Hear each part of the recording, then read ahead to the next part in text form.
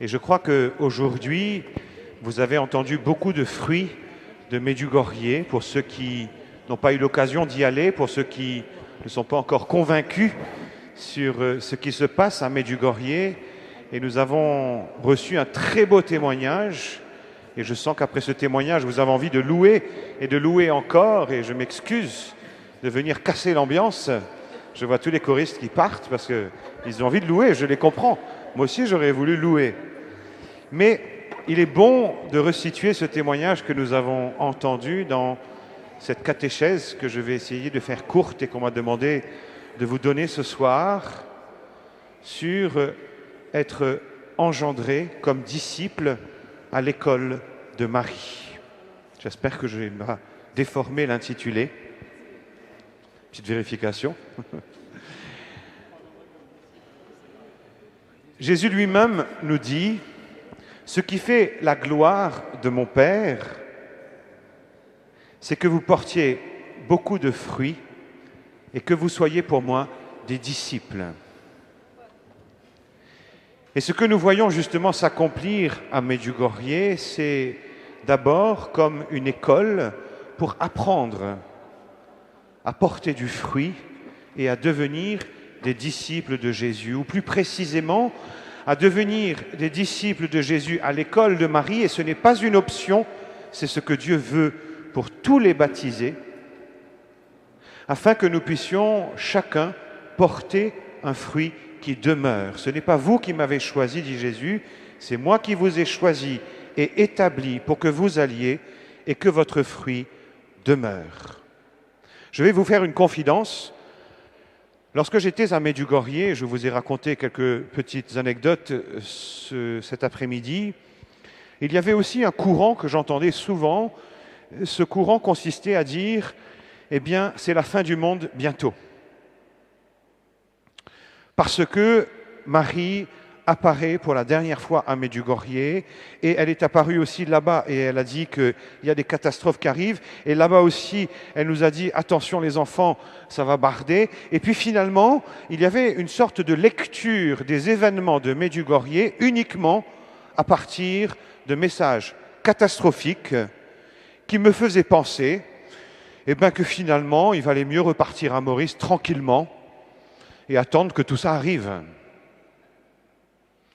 Et je pense qu'il y a eu malheureusement beaucoup de tort à Medjugorje, beaucoup de tort a été fait, beaucoup de déformation du message de Medjugorje à cause de ces interprétations catastrophiques, apocalyptiques.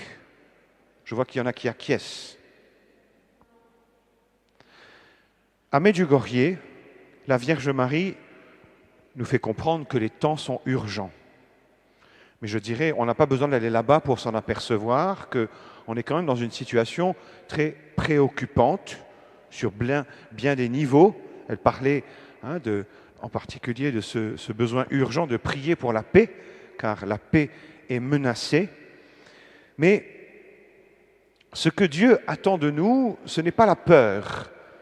Ce n'est pas d'avoir la peur, de transmettre la peur et d'attendre de manière cachée, en gardant un peu de vivres, vous voyez, et des bougies, etc., d'attendre que la catastrophe s'abatte sur nous. C'était ce que je vous dis là, en 1998. Et j'ai compris que le Seigneur attendait de moi que je sois d'abord son disciple à l'école de Marie et que je réponde à son appel ici et maintenant. Et son appel pour moi, en 1998, c'était d'entrer au séminaire pour devenir prêtre. Et si j'étais resté dans cette forme de peur et d'interprétation, je serais resté à Maurice et je ne serais pas devenu prêtre. Alors je crois qu'il est bon de bien se dire qu'aujourd'hui, certes, les temps sont urgents, certes, il y a un événement que nous attendons et que tous les chrétiens sont appelés à attendre, c'est la venue en gloire de notre Seigneur, qui est un événement désirable, et peut-être que c'est ce que Marie prépare à Medjugorje, mais dans tous les cas, le Seigneur lui-même nous dit que nul ne connaît ni le jour ni l'heure. Et s'il doit y avoir des catastrophes dans le monde bientôt, moi ça fait 20 ans que j'en entends parler, d'accord ? La meilleure façon de s'y préparer de toute façon, c'est de répondre à l'appel du Seigneur ici et maintenant. Le Seigneur a un appel pour chacun de nous aujourd'hui. Et il veut que chacun de nous, nous puissions porter du fruit et que nous soyons ses disciples. Et il est bon que nous ayons entendu ce témoignage très incarné, de fruits très concrets de Medjugorje, de cette famille qui s'est laissée transformer par les messages et qui, à partir de ce lieu, a développé Mary's Mill. Cela me fait penser aussi à Mère Teresa, qui est particulièrement connue pour l'œuvre qu'elle a accomplie en ouvrant plus de 500 maisons à travers le monde, non pas pour les pauvres, mais pour, comme elle aimait dire, pour les plus pauvres des pauvres. Mais la dernière lettre de Mère Teresa, qui est un peu comme une sorte de testament qu'elle nous a laissé et qu'elle laissait à ses sœurs, elle leur disait « Ce que je vous demande, c'est de vivre seulement pour Jésus par Marie. Si vous vivez seulement pour Jésus par Marie, vous serez vraiment des missionnaires de la charité. » Je sais que je répète souvent « Vivez pour Jésus par Marie », mais c'est parce que c'est tout ce que j'attends de vous, c'est tout ce que je veux pour vous. Il nous faut répondre à l'appel aujourd'hui, qui est un appel qui repose sur chaque baptisé, être disciple de Jésus-Christ à l'école de Marie. Et ce que Medjugorje met en lumière, c'est comment cet appel est urgent et il nous faut y répondre. Vous arrivez à me suivre, ça va ? C'est un grand tournant dans l'Évangile. Nous le voyons vraiment au milieu de l'Évangile de Saint Marc, un peu plus loin chez Saint Matthieu, chapitre 8 de Saint Marc, chapitre 16 de Saint Matthieu. Jésus, pour la première fois, annonce le mystère de la croix. Jusque-là, tout semblait vraiment réussir à Jésus et on était dans une ambiance triomphaliste. Il y avait tous ces miracles qui s'accomplissaient, les foules qui venaient. On était au bord du lac de Galilée, dans tous ces villes et villages qui, dans un endroit où on peut vraiment se sentir comme à l'île Maurice, parce qu'il y a un climat, tropical en mer de Galilée, ce qui fait que c'est une végétation tropicale qui pousse et on se sent vraiment comme à l'île Maurice. Donc il y avait un peu cette ambiance, si vous voulez, à la suite du Seigneur, et tout allait bien. Et soudainement, basculement, Jésus annonce la croix. Alors là, ils ont du mal à comprendre. Et vous vous souvenez de l'attitude de Pierre qui dit « Non, Seigneur, cela ne t'arrivera jamais ». Et c'est à ce moment-là que Jésus va donner à ses disciples quelle sera leur caractéristique. Comment doivent-ils se comporter? Celui qui veut être mon disciple, qu'il renonce à lui-même, qu'il prenne sa croix et qu'il me suive. Qu'il renonce à lui-même, qu'il prenne sa croix et qu'il me suive. Et cela va être comme un leitmotiv qui va accompagner le reste de l'Évangile, car même si les disciples sont un peu à côté, ils ont du mal à comprendre cette parole, c'est effectivement par la passion et la résurrection que Jésus va nous obtenir le salut, la vie en abondance et va ensuite nous envoyer en mission. Jésus souffla sur eux et leur dit « Recevez l'Esprit Saint comme le Père m'a envoyé, moi aussi je vous envoie ». Mais avec cette marque qui est la marque des disciples du Seigneur, qui est la marque de la croix. Et lorsque Jésus mourait au pied de la croix, je voudrais juste vous relire ces deux versets que vous connaissez par cœur, au chapitre 19 de Saint Jean. Près de la croix de Jésus se tenaient sa mère et la sœur de sa mère, Marie, femme de Cléophas, et Marie-Madeleine.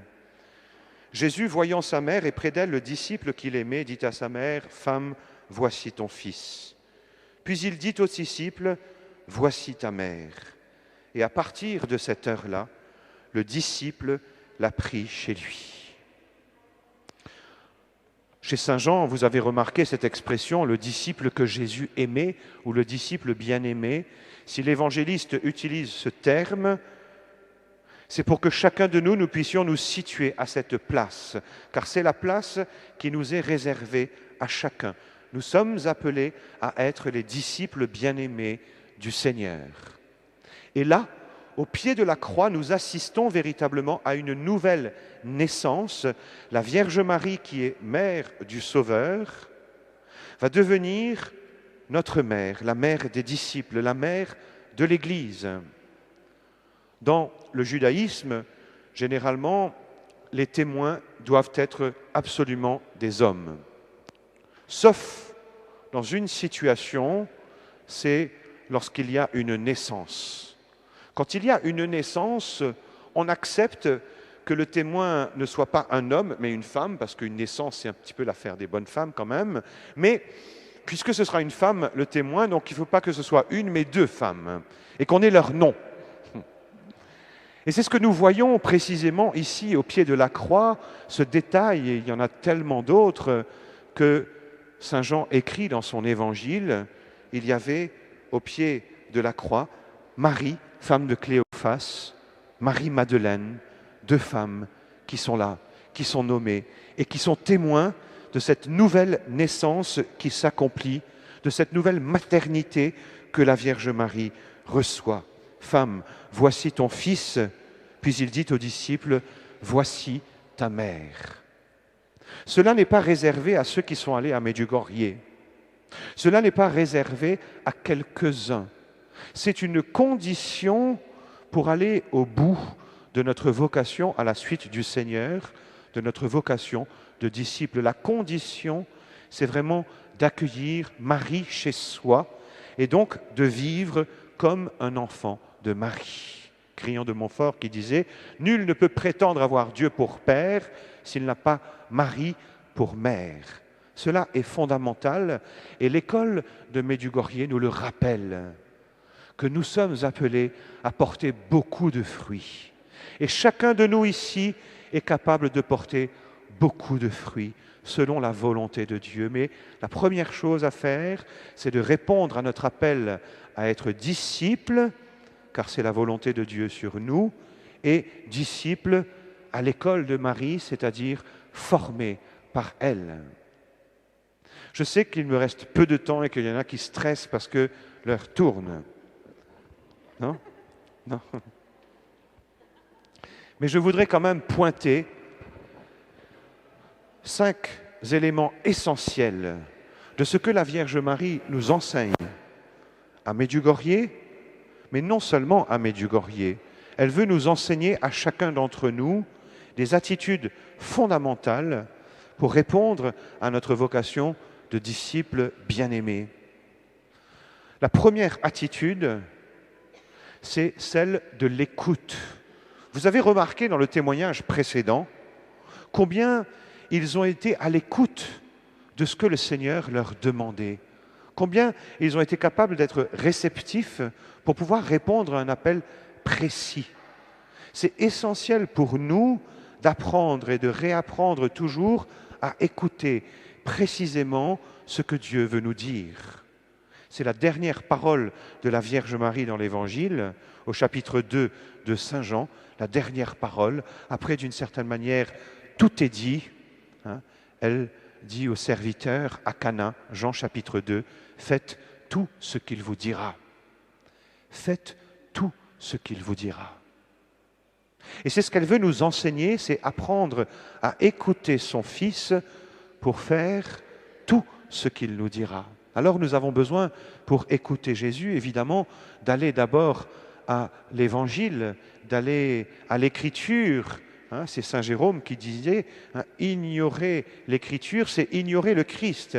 Et si nous ne sommes pas plongés dans cette parole de Dieu, nous ne pouvons pas connaître ce que Dieu attend de nous.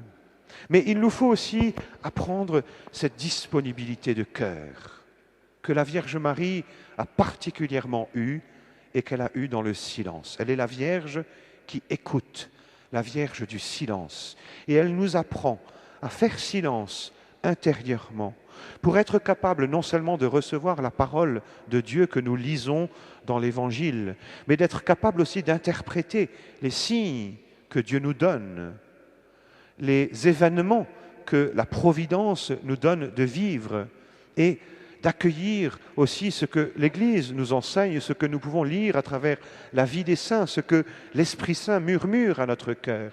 Elle veut nous apprendre à écouter et cela est fondamental. À Medjugorje, si elle nous donne des messages, c'est toujours avec ces premiers mots, chers enfants. Elle veut vraiment s'adresser à nous comme ses enfants et elle veut nous parler et elle veut que nous l'écoutions. Et en apprenant à l'écouter, eh bien, on a envie d'apprendre à écouter le Dieu qui nous sauve, d'écouter son Fils qui est notre maître que nous voulons suivre. Le deuxième point, je suis obligé d'aller vite, puisqu'il y en a 5, c'est celui de l'espérance. Vous voyez, Medjugorje aujourd'hui est vraiment un signe d'espérance pour l'Église. Parce que nous voyons comme un lieu puissant de conversion, de guérison du cœur, parfois de guérison physique, de miracles qui s'accomplissent, mais parce que, en réalité, eh bien, la Vierge Marie est particulièrement présente en ce lieu, et elle est, l'Église nous enseigne, elle est pour tous les fidèles ce signe d'espérance et de consolation qui veut nous redonner l'espérance. Et Dieu sait si c'est un mal qui pèse sur notre société aujourd'hui, c'est le désespoir. Le désespoir parfois secret, souvent caché, mais parfois qui s'exprime aussi. Et elle veut nous éduquer à cette espérance, l'espérance que nous recevons parce que nous sommes faits pour le ciel. Et que notre existence n'est pas une existence insensée, une existence vide de sens. Nous ne sommes pas livrés dans un monde où il nous faut galérer. Non, nous avons une vie qui est appelée à s'épanouir pour l'éternité auprès de Dieu, pour toujours. C'est l'espérance du ciel. C'est l'espérance que, eh bien, cette histoire, elle a une fin. Je vous parlais tout à l'heure de ce courant millénariste qu'on peut trouver à Medjugorje, mais cela dit, elle nous apprend aussi à attendre la venue en gloire de notre Seigneur. Et c'est notre espérance chrétienne aussi, qu'il viendra la seconde fois dans la gloire. Elle nous apprend à espérer en cette miséricorde qui nous aide à nous relever lorsque nous tombons et surtout à ne jamais nous arrêter à nos pauvretés, à nos faiblesses, à notre péché, ou aux situations qui nous semblent impossibles. Elle nous rappelle sans cesse, elle veut nous murmurer, rien n'est impossible à Dieu. Rien n'est impossible à Dieu. Et nous sommes invités sans cesse à retrouver cette espérance pour notre propre vie et pour ce que Dieu est capable d'accomplir à travers chacun de nous. Medjugorje est vraiment une école de l'espérance. Enfin, je continue et je vais essayer d'accélérer, c'est quand même un point essentiel, on en a parlé, c'est ce combat spirituel qui existe à Medjugorje, ou en tout cas que nous découvrons là-bas et que nous découvrons en réalité au quotidien dans notre vie. Ce combat spirituel qui n'est pas contre des êtres de chair, mais qui est contre Satan, qui est contre le péché qui habite en nous. Nous sommes blessés intérieurement et il nous faut faire preuve d'une vigilance de chaque jour pour ne pas nous laisser entraîner dans la tentation. Et la Vierge Marie est présentée dans le livre de la Genèse comme dans le livre de l'Apocalypse, comme cette femme qui est dans le combat, qui est en première ligne dans ce combat. Elle est celle qui écrase la tête du serpent. Elle est celle qui va combattre le dragon. Et Grillon de Montfort dit que si c'est par elle que Dieu veut vaincre le mal, c'est parce que son humilité humilie encore plus l'orgueil de Satan. Voyez-vous, elle est celle qui est en première ligne dans ce combat. C'est la parole de Dieu qui nous l'enseigne et elle vient vraiment pour nous entraîner au combat et nous éduquer au renoncement. C'est le sens du jeûne qui est vécu à Medjugorje, de tous ces petits renoncements pour éduquer notre volonté à renoncer au péché, à rejeter les tentations, à être fort dans nos décisions pour ne pas tomber dans le panneau de l'adversaire. C'est une école de prière et on ne le dira jamais assez, c'est le 4e point, puisque la Vierge Marie est celle qui est le modèle de l'Église en prière. Elle prie à la fois par cette attitude d'adoration, d'écoute, de méditation, mais aussi cette louange qui s'exprime dans son Magnificat, cette intercession à Cana. Elle est vraiment celle qui nous éduque à la prière. Et elle veut nous apprendre à être sans cesse dans la prière. Nous avons besoin de nous laisser éduquer par cette mère qui connaît nos faiblesses, qui connaît nos découragements, qui connaît nos paresses et qui veut nous rappeler sans cesse cette nécessité de la prière comme d'une respiration, comme de l'oxygène dont nous avons besoin pour notre vie de chaque jour, pour rester fidèles au Seigneur. Et c'est le dernier point que je voudrais souligner, c'est cette éducation que nous recevons de la Vierge Marie, l'éducation à la fidélité. Cela a été dit à plusieurs reprises dans ce témoignage, la fidélité dans les plus petites choses, la fidélité au quotidien, fidélité pour mettre en œuvre ce qui nous est demandé. Combien de fois elle nous répète, vous parlez trop des messages, vivez-les, transformez-les, mettez-les en pratique. Et c'est ce que le Seigneur lui-même nous dit. Celui qui écoute ce que je vous dis là et le met en pratique est comparable à un homme prévoyant qui a bâti sa maison sur le roc. La tempête a soufflé, les torrents ont dévalé, la maison ne s'est pas effondrée car elle était fondée sur le roc. Mais celui qui écoute ce que je vous dis là sans le mettre en pratique est comparable à un homme insensé qui a bâti sa maison sur le sable. La tempête a soufflé, les torrents ont dévalé, la maison s'est effondrée et grande a été sa ruine. Oui, la Vierge Marie, l'humble servante du Seigneur, nous apprend cette fidélité dans l'humilité de chaque jour, des plus petites choses. Ainsi, nous pouvons vraiment, avec elle, apprendre toujours davantage à écouter, à espérer, à combattre le bon combat, avec lucidité, avec prudence, à être toujours dans la prière et fidèle dans les plus petites choses. Ainsi, quand le Seigneur viendra et quand ce sera à notre tour de passer de ce monde à l'autre, nous pourrons entendre cette parole très bien. Serviteur bon et fidèle, tu as été fidèle dans les petites choses, je t'en confierai de plus grandes. Entre dans la joie de ton Maître. Amen.